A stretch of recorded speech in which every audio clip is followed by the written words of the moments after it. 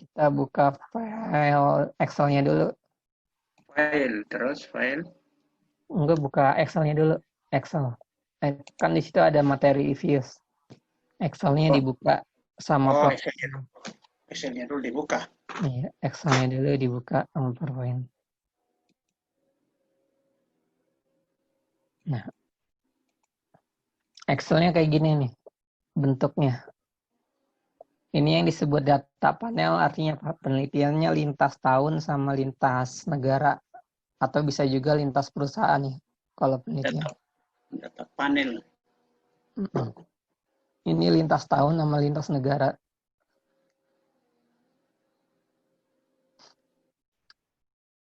Pertama ini nama negaranya. Lihat Excel-nya dulu. Yang ini tahunnya. Yang X1, X2, X3 sama Y variabelnya. Ini variabel dependennya Y, variabel independennya X. Nah, X1, X2, X3 ini variabel independennya. Berarti variabel bebas. Kalau variabel Y, variabel terikat. Jadi yang dicari adalah pengaruh X1, X2, X3 terhadap Y. Yeah. Kalau ini datanya ini berdasarkan tahun ya. Misalnya Austria tahun 1960, variabel X1-nya 4,1%. Kalau tahun 78, 3,9%. Disesuaikan ya. Harus diurutin. Kenapa diurutin kayak gini? Biar ntar diekspor ke eViews-nya gampang. eViews-nya langsung ngebaca. Harus diurutin kayak gini. Iya. Oke. Terus tinggal klik file, kita import file Excel yang tadi. Tutorialnya ada di ini kok. Nih, di PowerPoint. Kalau mau ngikutin saya ya.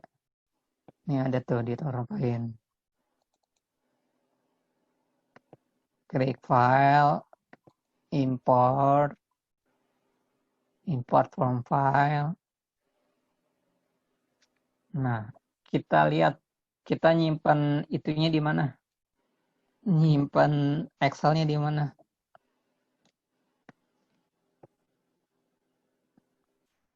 Coba nyimpan Excel-nya di mana? Nih, saya nyimpan di folder mana? Beda-beda ya. Apa ibu nyimpannya?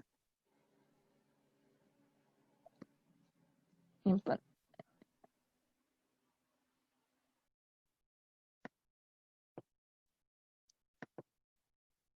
Terus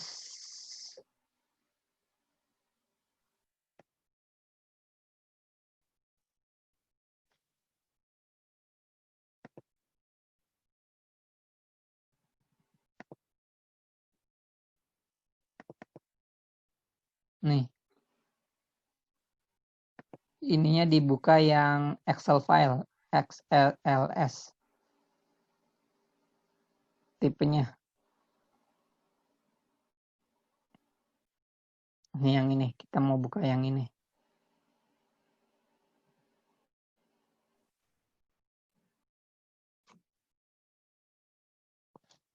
Udah sampai sini diimport terus dicari tadi nyimpen materi eViews di mana?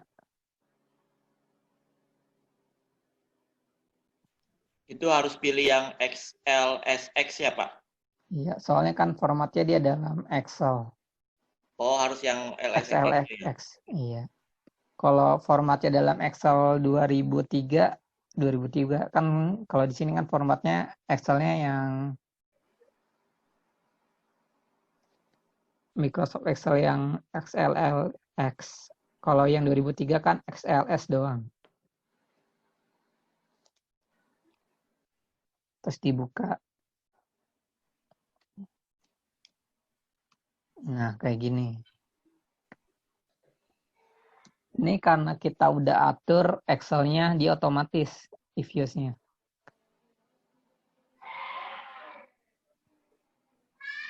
Udah nyampe sini. Udah, Pak. Dia ngebaca Excel. Kita tinggal pencet next aja.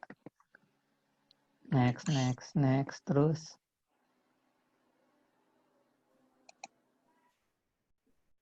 Next.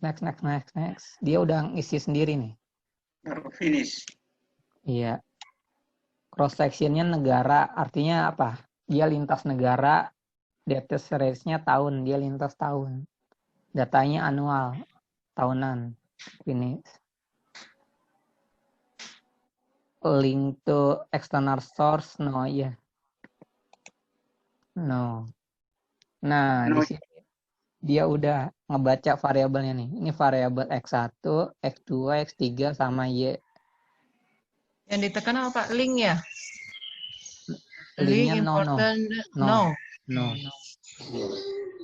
Nih, variabel Y-nya udah ada, variabel X-nya udah ada diurutin ntar sama si reviews-nya sendiri. Kalau dilihat.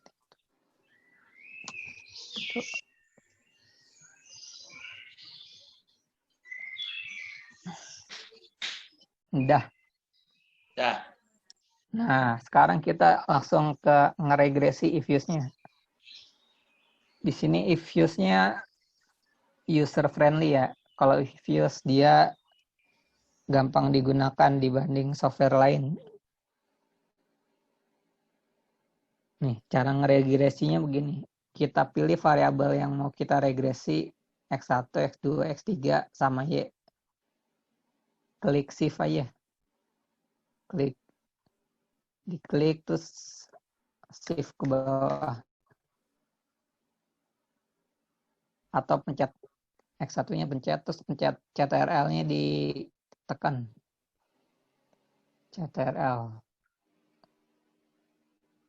CTRL atau shift-nya ditekan, terserah. Dah. Terus klik kanan, open as equation. Klik kanan open. As equation. Nah, bentar Pak, tunggu. Nah, di sini kita urutin dulu. Urutin Y-nya dulu. Habis Y apa biasanya? Y-nya, variabel Y-nya harusnya paling depan. Soalnya Y-nya yang dicari kan. Ya. Habis itu C apa? Konstanta. Oke.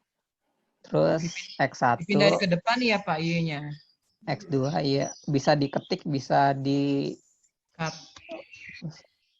X1, X2, X3. Ya. Nah, bisa diketik, bisa di Cut paste. hapus. Kalau kita tulisnya A, boleh nggak tuh? Y. Oh, C-nya Y. jadi A. Y kan Y A sama dengan A plus BX. Beda ya, harus C ya. Enggak, harus C. Ini kan format. Formatnya C ya dia. A-nya itu Formatnya sebagai C. C-nya konstanta, ya, konstanta. Iya. Soalnya di sini udah ada C nih, lihat nih. Oh iya.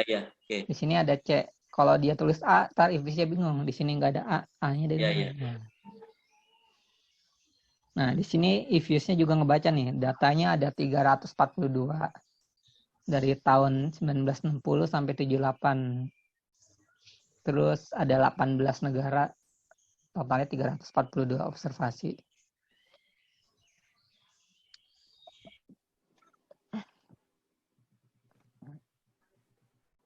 C, X1, X2, X3. Spasi ya Pak? Kenapa? Pakai spasi. Pakai spasi ya. Iya, C, X1, X3. Terus, oke. Ntar dulu. Jadi variabel Y-nya terserah mau dinamain Y atau mau dinamain nama variabel misalnya growth gitu. Bisa diganti-ganti. Itu di Excel-nya ya. Kalau ini kan saya biar gampang variabel Y-nya saya kasih nama Y. Misalnya X1-nya mau ganti jadi saving. Di Excel-nya ntar namanya ganti saving aja. Tapi ntar di sini ngetiknya saving gitu. Ini biar gampang saya kasih nama variabelnya Y, C, X1, X2, X3, nama konstanta biar gampang. Nah, regresi linear pertama kita menyobanya yang OLS. Kan regresi ada banyak. Yang pertama kita coba OLS. panel option-nya coba dilihat. Itu diapain Pak? Maaf tadi. Awal coba Ini ulang. kan specification.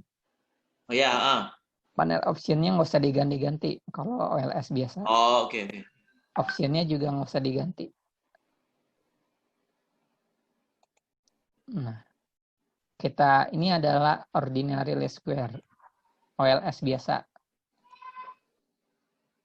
Nah, Yang mana Pak? Ordinary least square. iya. Klik OK. Ini langsung ketemu hasilnya tuh. Udah kebaca. Itu di mana Pak tadi? Maaf. Klik OK. Iya, tolong ulangi Pak. Nggak usah diganti-ganti. Klik OK aja langsung. Oh, langsung klik oke aja udah. Oke. Ya. Nah, ini sekarang cara bacanya ya. Oke. Ini artinya apa? Sampelnya dari tahun 60 sampai tahun 78. Periodenya 19 tahun. Ya. Cross section-nya artinya jumlah negaranya 18. Jumlah pastinya ada 2. Ya.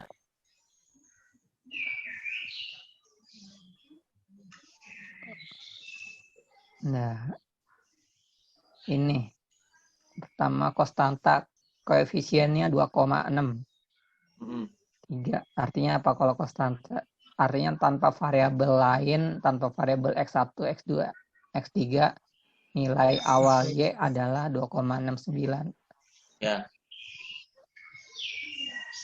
Ya, gini loh. Y sama dengan kalau konstantanya di awal jadi 2,69 kan gitu. Nah, iya benar Pak. Terus 2,639. Ini saya pakai notepad 639. Ini konstanta. Setelah itu kita ngelihat variabel X1-nya. Variabel X1-nya Kalau mau ngopi gimana nih Pak? Mau di copy ininya? mau di copy ke Word gitu. Word. Di blok klik kanan, copy. Oh, di blok.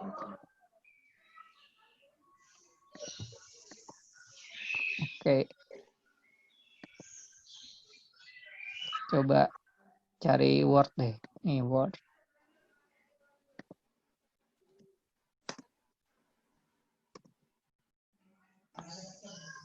Tuh, ke copy otomatis. Cuman kalau buat penelitian jangan di copy semuanya kayak gini. Kan cuma ambilin doang variabelnya ntar. Nggak boleh ngopi semuanya kayak gini. Tadi ambil variabel yang penting-pentingnya aja. Oke. Nah, X1 di sini min 1,09 artinya apa? Artinya jika variabel X1 naik 1 unit, maka variabel Y turun min 1,09. Gitu. Atau misalnya variabel X1 naik 1%, maka variabel Y-nya turun min 1,09%. Ini pengaruhnya kebalikan ya, berarti pengaruhnya negatif. Contohnya kayak konsumsi. Kalau konsumsi naik 1%, maka pertumbuhan ekonomi justru turun misalnya, min 1,09%. Kalau dibuat ke rumus gini, min 1,09 X1 kan gitu. Terus probability-nya di sini dilihat. Probability-nya di bawah 0,05 berarti X1 pengaruhnya signifikan terhadap Y. Jadi X1 pengaruhnya negatif signifikan terhadap Y sebesar min 1,09. Kenapa? Tes statistiknya kan dia ngelebihin 1,96 nih. Kenapa dia negatif? Karena pengaruhnya kebalikan. Kalau tes statistiknya bisa dilihat dari tes statistik atau probability-nya. probabilitas harus di bawah 0,05. Artinya apa? Errornya maksimal 5%. Ini kan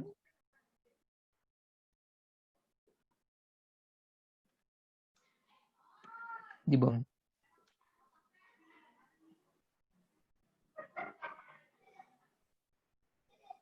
Kalau X2 apa? X2 kalau X2 naik 1% atau 1 unit, maka Y-nya bakal naik 1,24% atau naik 1,24 unit, tergantung cara bacanya. Terus Y-nya juga signifikan, positif signifikan. Jadi variabel X2 positif dan signifikan terhadap variabel Y. Kalau di sininya probability-nya nggak signifikan di atas 0,05, dia mau negatif mau positif nggak ngaruh, soalnya dia nggak signifikan, jadi pengaruhnya nggak signifikan. Gitu. Kalau pengaruhnya signifikan, pengaruh nih, mau positif atau negatif ngaruh. Ini berarti signifikan semua ya? Iya, signifikan semua. Berarti ada hubungan semua, signifikan semua. Kalau nggak signifikan, mau dia positif atau negatif, sama aja. Orang nggak ada pengaruhnya, nggak signifikan, seperti itu.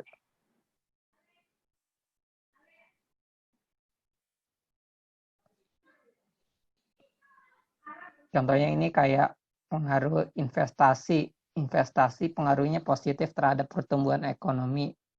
Pengaruhnya signifikan. Kalau ini konsumsi pengaruhnya negatif terhadap pertumbuhan ekonomi. Artinya dia signifikan kalau konsumsi naik, pertumbuhan ekonomi turun. Kalau investasi naik, pertumbuhan ekonomi naik.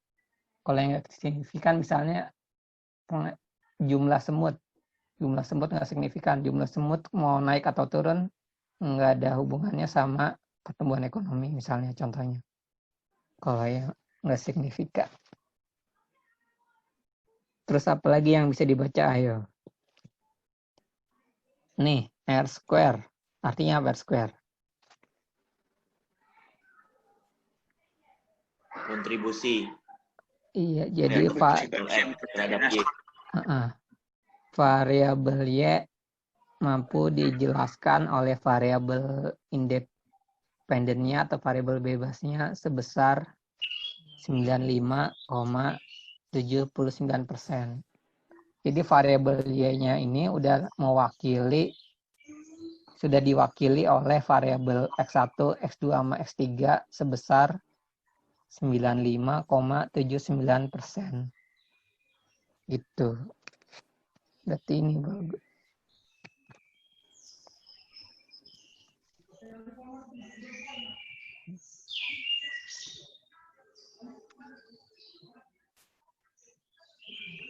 Biasanya kalau buat riset gimana? Kalau buat riset paling enggak dia kalau mau ideal 67% ke atas. Berarti variabelnya sudah dipengaruhi, sudah diwakili oleh variabel X-nya sebesar 67% ke atas. Berarti itu udah bagus. Biasanya kalau belum nyampe 67%, variabel independennya ditambahin lagi. Makanya ada yang kita sebut sebagai variabel kontrol. Variabel kontrol itu buat nambahin nilai R square. Misalnya kita mau nyari investasi, cuman X1-nya investasi. Cuman nggak investasi doang kan yang kita masukin. Kita bisa masukin variabel lain sebagai variabel kontrol. Misalnya kayak konsumsi, belanja negara, sama ekspor impor. Karena itu sesuai teori ya. Jadi bisa dimasukin. Walaupun kita nyarinya cuma X1, kita butuh variabel lain buat apa? Buat variabel kontrol kita, buat nambahin R square. Nah, kalau R square-nya di bawah 33%, biasanya ini datanya berarti kurang variabel. Gitu. Artinya variabel X-nya belum mewakili variabel Y.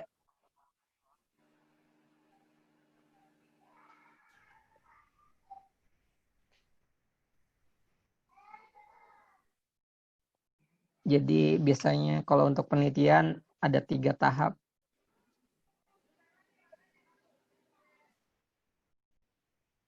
Untuk penelitian biasanya kalau 0 sampai 33% diwakilinya masih lemah.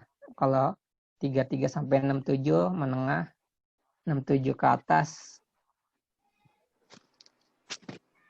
R square-nya diwakilinya kuat berarti.